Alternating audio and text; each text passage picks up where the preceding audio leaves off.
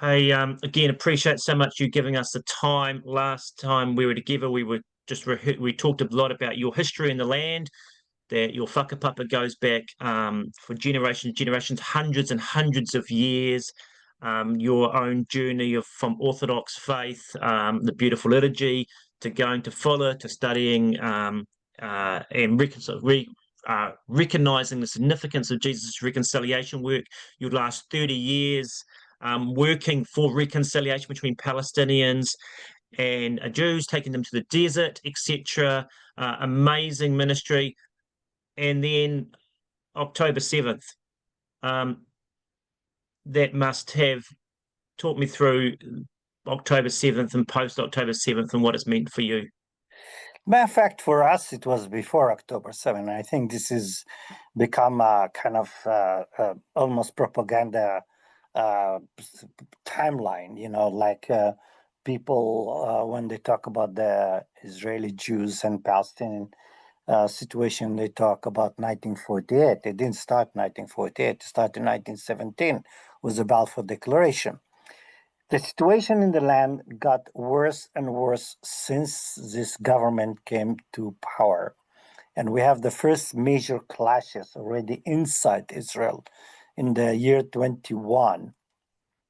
In the West, and since then, before that, and since then, in the West Bank, every day we had the settlers attacking Palestinian. We had people got killed, including children. The army also harsher on the people. Situation was very much deteriorating in the West Bank, and we all thought at that time that the explosion will happen in the West Bank.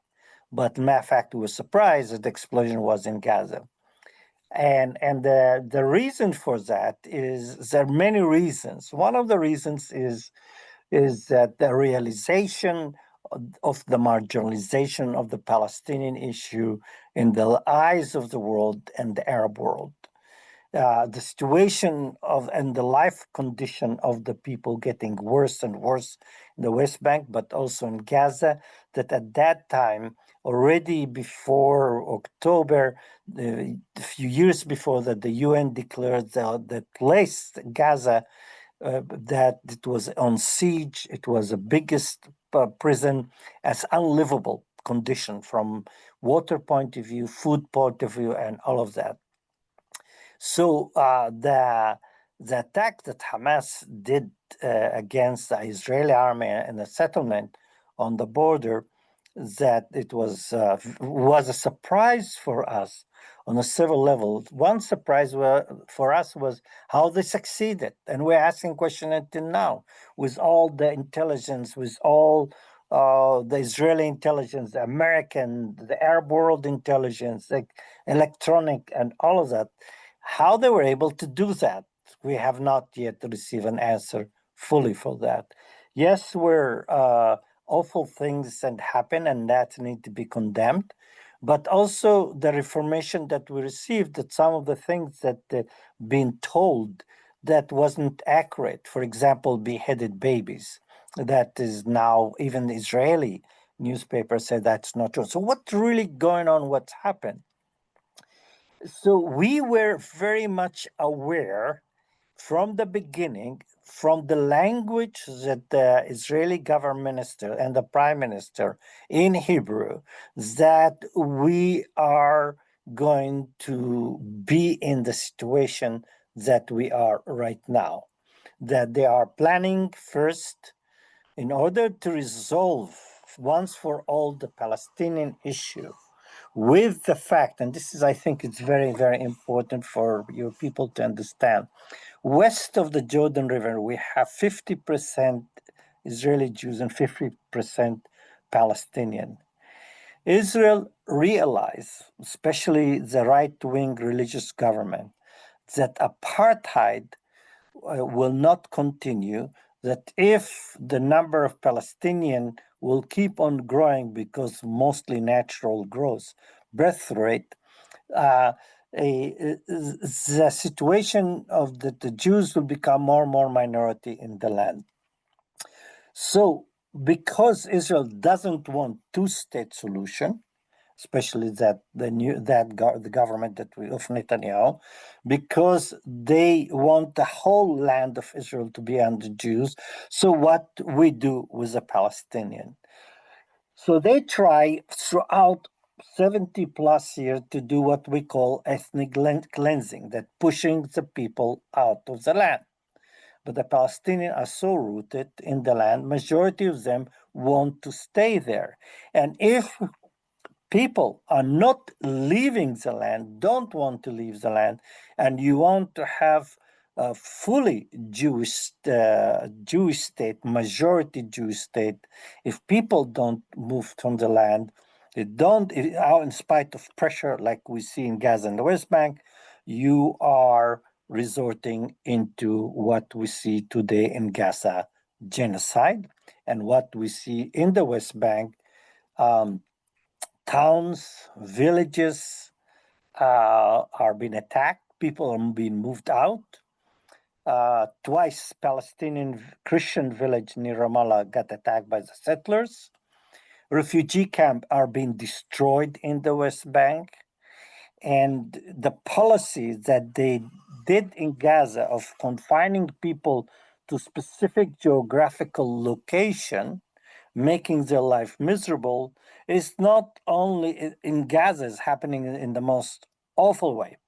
Beyond imagination, we could not, Dante, when he wrote his book, could not imagine hell like the people of Gaza going through.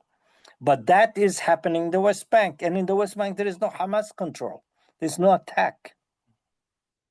So we realize from the beginning is going to that happening. And that was horrifying for us.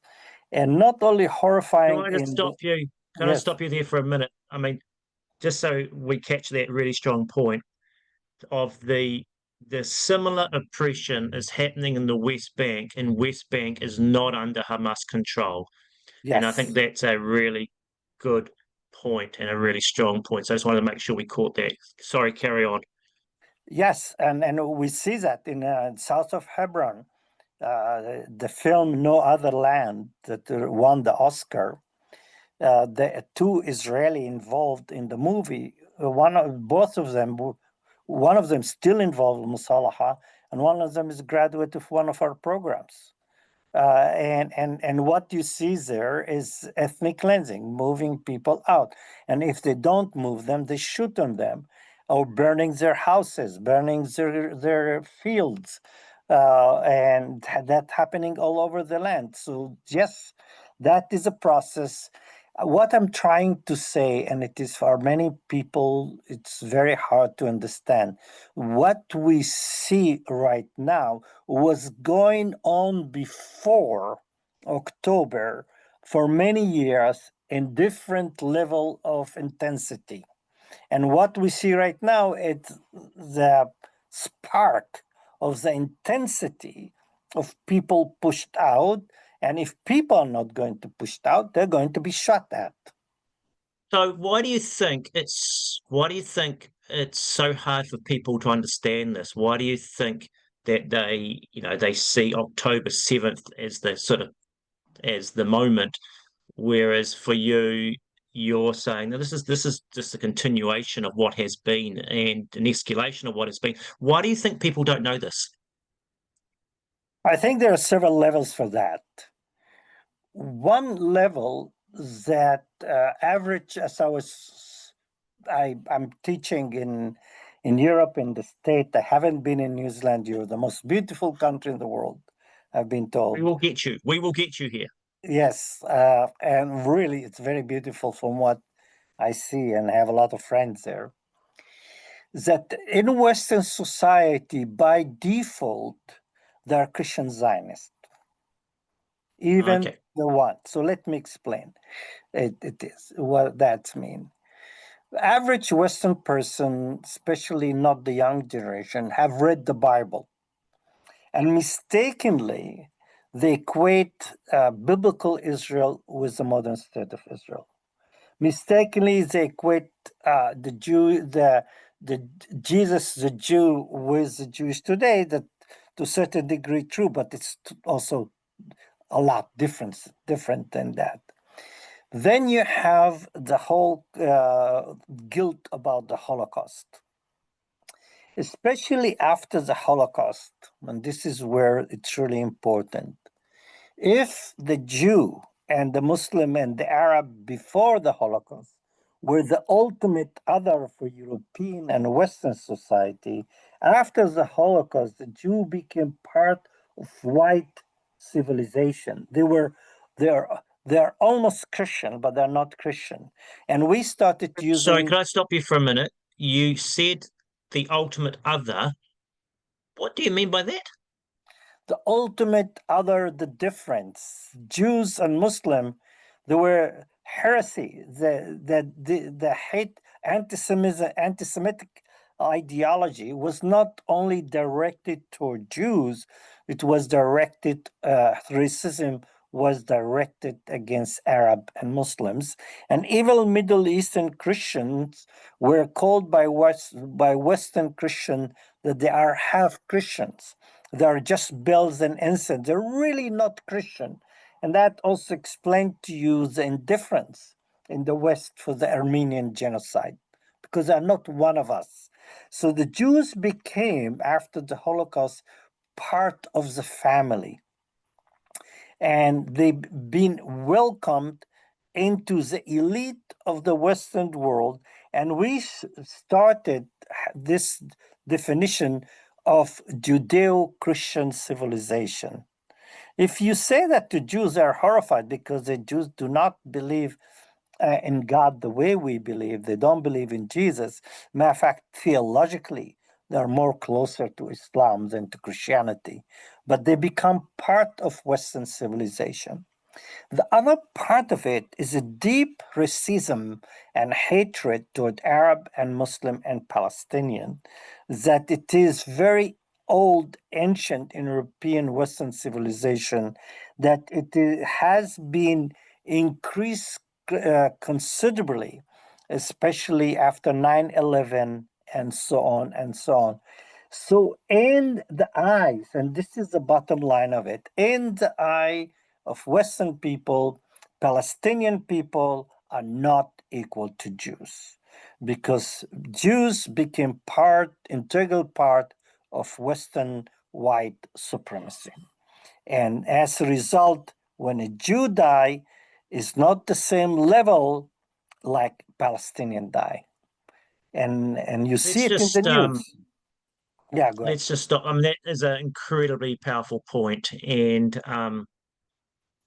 the way it just fits into a generational worldview that's been prevalent in the West, and this is just the next iteration of that. I mean, that is incredible, and why we therefore find it so convenient to focus on October 7th and not the whole story of context of what happened is good. We might just take a break here for a moment.